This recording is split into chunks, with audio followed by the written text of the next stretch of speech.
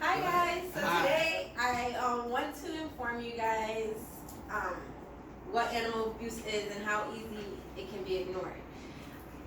Animal abuse is often overlooked, leaving animals in silence and to suffer in silence. Many of us tend to neglect the issue of animal abuse because we may not be familiar with it.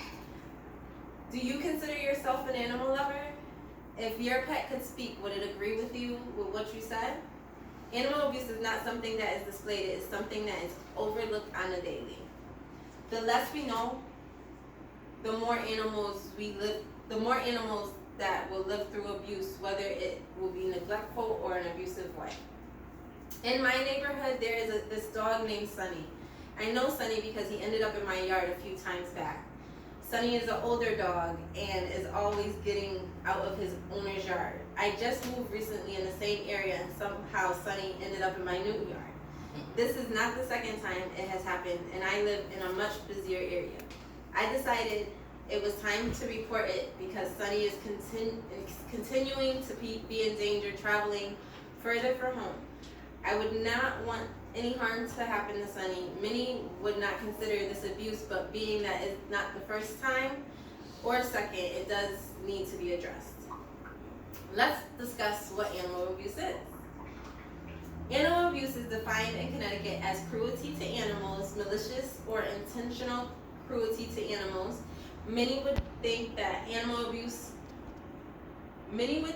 an abusive situation involving an animal would have to be a point where it is visible abuse or it has to not the only form of abuse. There are many different forms of abuse.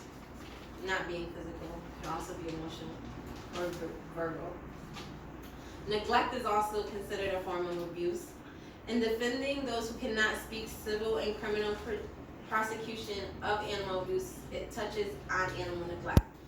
Though you are not physically harming an animal, failure to provide those basic elements of care such as food, shelter, potable water, or veterinarian treatment can be codified as misdemeanors or felonies depending on the nature of the mistreatment and neglect. When it comes to neglect, it is not always something that is noticeable. It can be hidden and have been going on for long periods of time. However, if you are ever in a situation where you feel an animal is being neglected, it is your job to report it. Pets are considered as part of the family and as a member of the family. It should be treated with love and taken care of just like a human would be. The most common form of animal abuse would be physical abuse. It can be beating, kicking, throwing, killing, or just any form of physical harm to the animal would be considered animal abuse. Animals tend to be easy targets and it is never their fault, but this abuse stems from somewhere, and that is what I would like to get into next. You may ask yourself, why do animal abuse occur? Animal abuse is not something that happens out of the blue. There can be many reasons why it may take place, one being childhood exposure. To violence at an early age is something that would lead to animal abuse, either by the child in the present or the future. It was said in Animal Abuse, Family Violence, and Child Well-Being, a review that violence against animals and interpersonal violence are related because they tend to occur in the same households. Being exposed to certain behaviors at early age will only lead to the repetition of those behaviors. Domestic violence. Domestic violence is another big factor to consider when discussing animal abuse. Earlier I mentioned that animals are considered a part of the family. When it comes to an abuser, they will try to hurt something or close to you, someone who matters. In the context of concurrent animals, abuse, and family domestic violence, it appears that threatening or harming pets is one of the range of means used to establish or extort control over others. So in other words, if an abuser can cause harm to the individual as well as harm to the animal, they will feel a sense of control, knowing that the victim will submit in order to avoid the harm both in themselves and the animal. In this situation, again, the animal is not at fault. There are many ways to help animals in this situation. The obvious would be to, of course, report it to law enforcement agencies. But I would like to talk about other supportive ways that I found. One being the humanesociety.org. On the humanesociety.org, there's a page where you can volunteer. I looked up some volunteer agencies right here in Connecticut.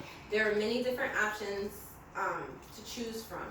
Many of them being in-home, which is a great source to help better support animals and their living environment being right in their place where they stay.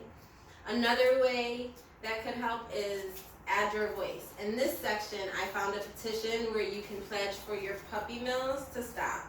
A puppy mill is where dogs are used to breed, and when no longer able to breed, they are then killed. The puppies from the puppy mills are sold or online or in puppy stores. By signing these petitions, you are pledging to buying your own next puppy from an animal shelter or rescue. This may not seem like much, but it's a start. Animal abuse is not something we think of on an everyday basis, but it's something we should consider.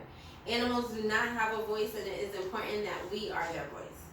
I hope that you feel more informed about animal abuse, the different forms being neglect and physical abuse, what stems from the abuse, where it stems from being childhood exposure and domestic violence situations, and lastly, different ways that we can help animals that are in this situation by volunteering and adding your voice. Even though it can be hard to determine if animal abuse is either being neglected or abused, it is imperative that we use our judgment. Animals cannot speak for themselves, so please be their voice. In reference to the information that I did give you, how to help animals, www.humanesociety.org, that's where you can find the volunteering. Also, defending those who cannot speak, it speaks about the animal abuse and the different levels of it. And animal abuse and family violence, it touches on the domestic violence abuse and child well-being.